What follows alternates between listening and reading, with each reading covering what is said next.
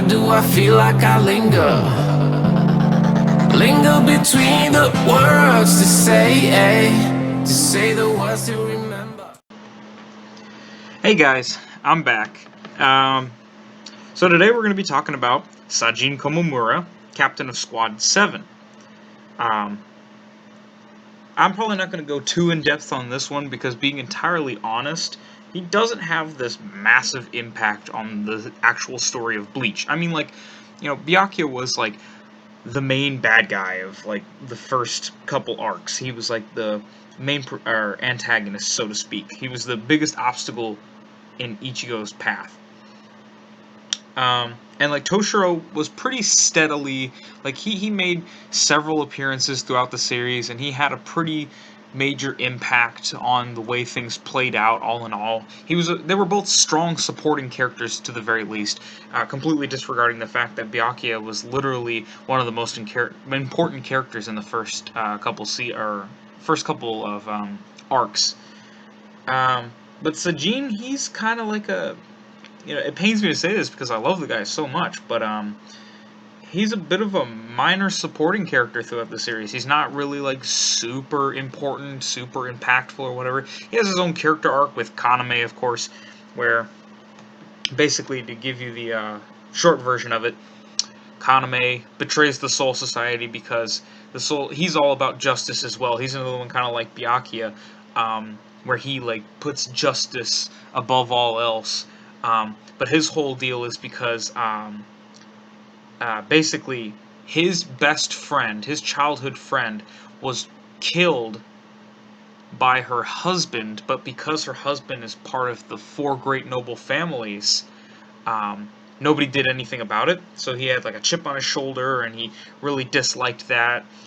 So he became a captain, but secretly he was working with Aizen, and he betrayed the Soul Society.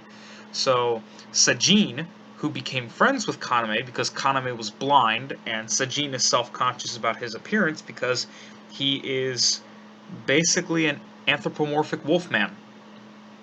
And there's this whole thing about people who are when they become souls, they become werewolves. The whole reason behind that is because they have some kind of they have revenge in their hearts, and it's a punishment to be made into a werewolf in the Soul Society, and you're considered an outcast to everybody else, and your clan has to live on the outskirts of the Serete.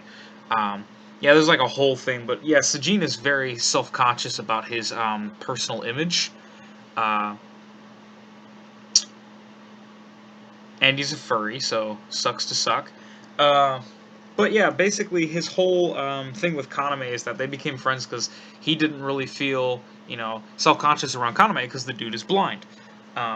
He can literally only see you for who you are on the inside, not really on the outside, since, everyone can sense souls and stuff. So, his whole thing is about trying to get to Kaname and trying to fix their relationship. But he has his whole character arc, and he's trying to deal with Kaname, and Kaname's being super edgy. And I'm not talking Sasuke Uchiha Part 1 level edge, or Itachi, when he killed his whole clan levels of edge. I'm talking 2008 AMV with Linkin Park, Breaking Benjamin, and Papa Roach. We are on some serious edge. When people drink, this is the kind of edge they're trying to take off. Alright?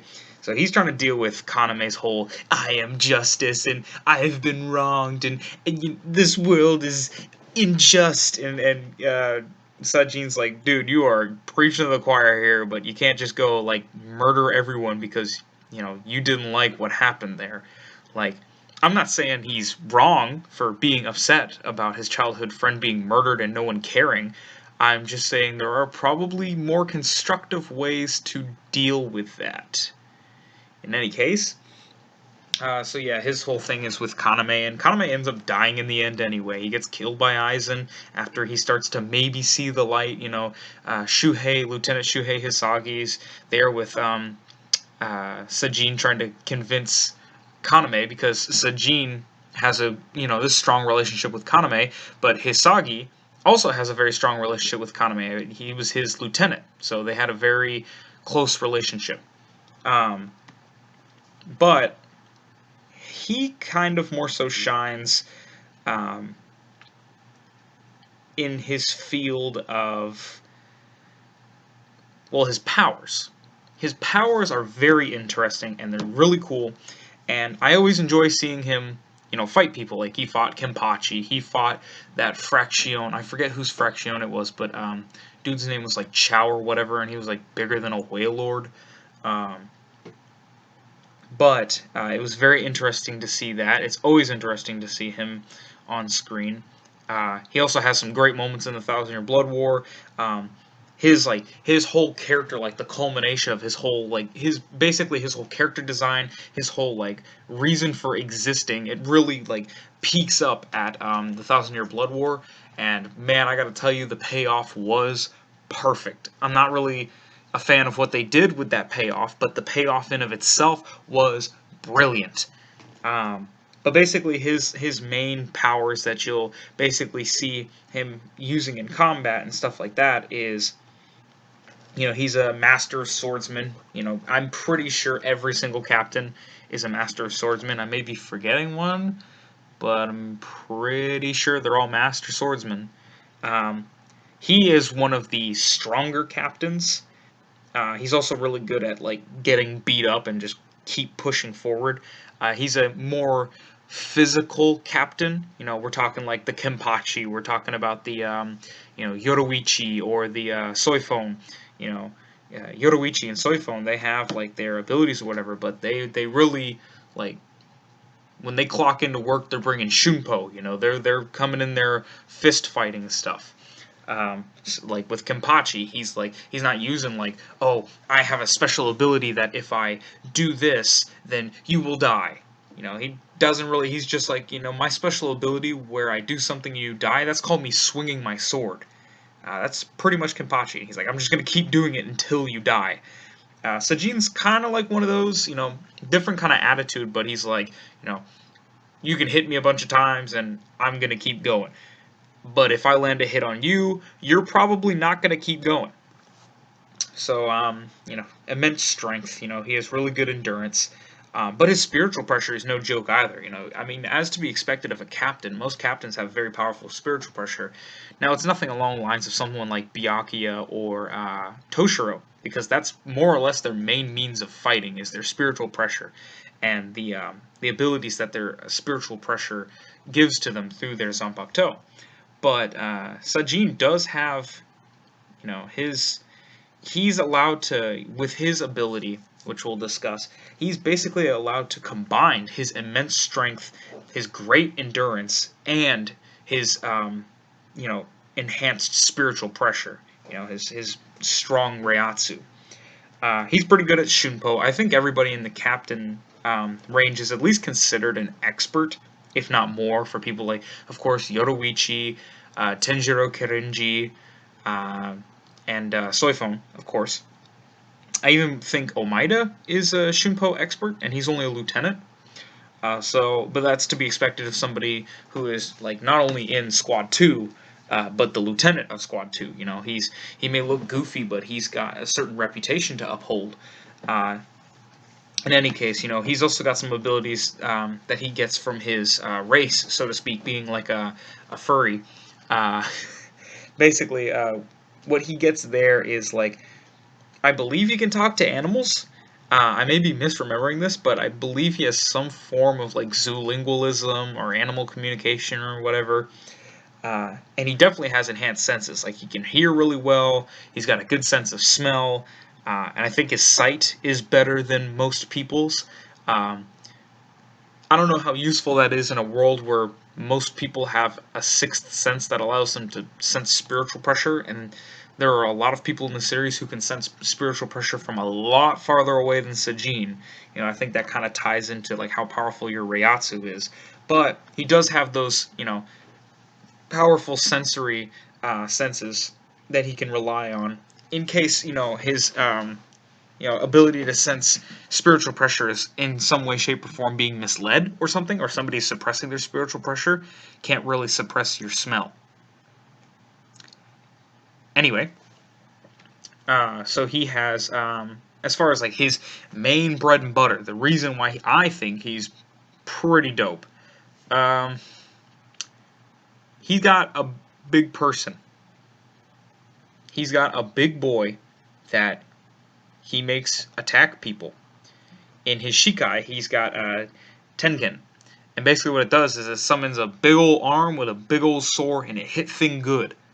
Uh, that's pretty much how he combines his immense strength with his high Reiatsu. He literally creates like a ghost arm that can like has this massive sword, and like you're like, oh, this guy, he's pretty big, and he looks pretty powerful, and you think that's bad.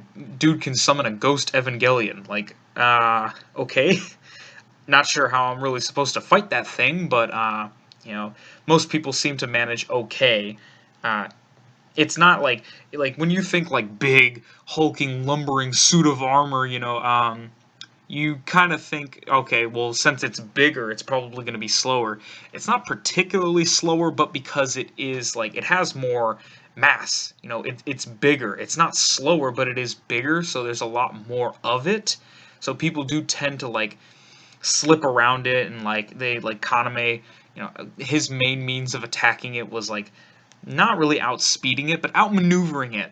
Like he would get in like awkward angles for it. But that would be his Bankai. His Shikai Tenken is pretty basic. He swings his blade, and a giant arm appears, and it also swings the blade, but like its own massive blade. So it's a pretty basic Shikai. But his Bankai is where it's really at. It's that big suit of armor I was talking about. He literally summons like a dude the size of the colossal titan who just has like a massive sword that's about half his own size. So imagine the colossal titan pops up at the walls, Wall Maria, and he's holding the armor titan in his right hand, and he's just destroying everything by swinging the armor titan around. That's basically his Sajin's Bankai, Kokujo Tengen Myoho. Uh, so that's like his bread and butter. It sometimes it works, sometimes it does not. It's really all up to what Kubo wanted to happen at the time. Uh, so yeah, his personality. I think that'll be the last thing I want to touch upon because it's fairly notable. He's a very like serious guy. Don't get me wrong, but he's not like Toshiro, who's like very mature and serious, and people like kind of make fun of him for it. Um, and he's not like Byakuya, who's like very like oh, I have to do everything because I am the best, and you guys are not worth my time, and like, oh, just sit back and watch as I take care of business myself. And he's just a kind of like, I'm gonna do this thing because it's the right thing to do. I'm gonna do this thing because I feel that it's just. And you have to follow the rules, and you have to be good. But he's also like a kind person. He's very nice. I feel like that does very deeply stem to the fact that he is a closet furry and likes to put buckets on his head to hide that fact. Um, he likes to treat other people kindly in hopes that they will treat him kindly. But he's like a genuinely sweet guy. He's really nice to people.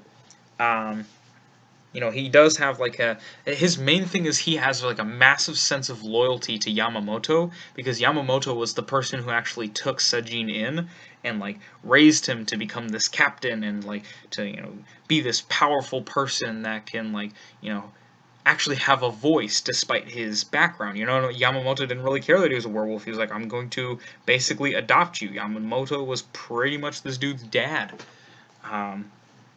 So he has that like strong sense of loyalty to Yamamoto, but other than that, he's such a sweet and kind guy.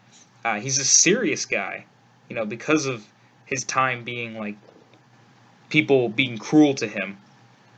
But he's a genuinely nice guy. Like he's nice in a different way to like Byakuya, who does nice things but doesn't really talk about it.